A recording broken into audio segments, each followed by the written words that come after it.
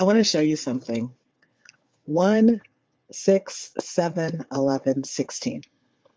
Five numbers. Write them down if you can. I'll say them one more time. 1, 6, 7, 11, 16.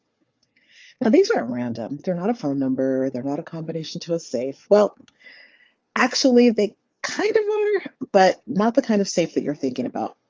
These numbers come from Napoleon Hill, and if you know the name, you're probably going to know Think and Grow Rich. It's one of the most important books ever written on success, wealth, and the mindset it takes to build something from nothing. Well, it's second to the Bible, in my opinion. But it was written almost 100 years ago, and that book still hits today. But here's the thing that most people miss. Hill didn't just write about success in general terms. He buried a code inside of his work.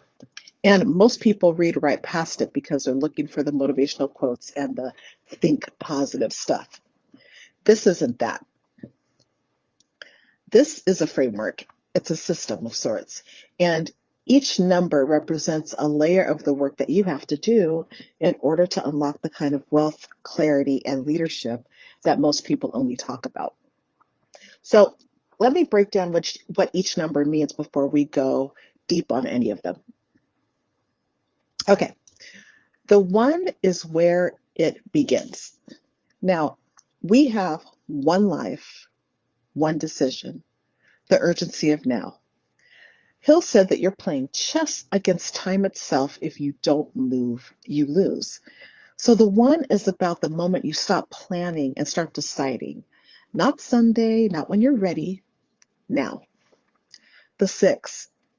These are the 6 fears: poverty, criticism, ill health, loss of love, old age, death. 6 fears that Hill said runs every human being who does not stop to name them. And here's the thing, they don't show up as big, scary monsters. They show up as, maybe I should wait. Or who am I to charge that? They're very quiet and they're running more of your decisions than you realize. The 7 represents the 7 emotions, but not just any emotions. Hill divided them into the builders and destroyers. There's 7 emotions that build: desire, faith, love, creative energy, enthusiasm, romance, meaning having passion for the work, and hope. And he also named 7 that destroy: fear, jealousy, hatred, revenge, greed, superstition, and anger. You and I are always running one set or the other. There is no neutral. The 11. The 11 represents 11 qualities of leadership, not management, okay? Leadership. Things like courage, self-control, definiteness of decision, doing more than what you're paid for, the willingness to assume full responsibility. These aren't personality traits you're born with. They're qualities that you build on, and you build them on purpose. And the 16 represents the 16 laws of success, the mastermind principle, having a definite chief aim, self-confidence, imagination, accurate thinking, cooperation, profiting from failure. Each of these 16 laws work as a system. When you follow them, things compound. When you ignore them, and you wonder why you're stuck even though you're working harder than everyone else around you. Now, here is why I am teaching this. And here's why I'm teaching it to you specifically. Because when I read this work, I really sat with it. Not just the quotes, not just the chapter titles, but the actual structure underneath it. I saw something that I recognized. I saw the women that I work with. These women are women who've been building things.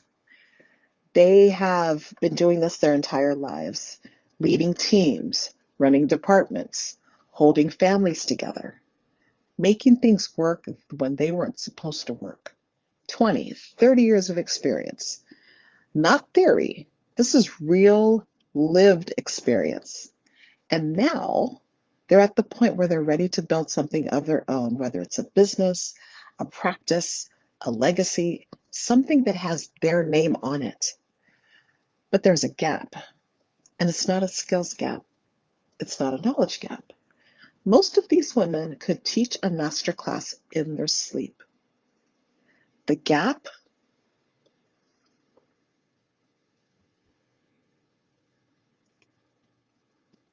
it's the decision that they haven't made yet. The fear they haven't named.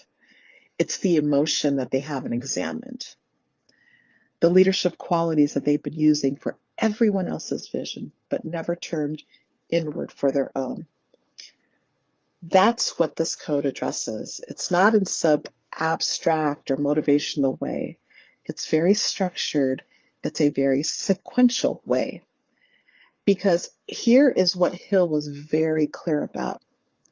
It's not enough to know these things. You have to work them in order.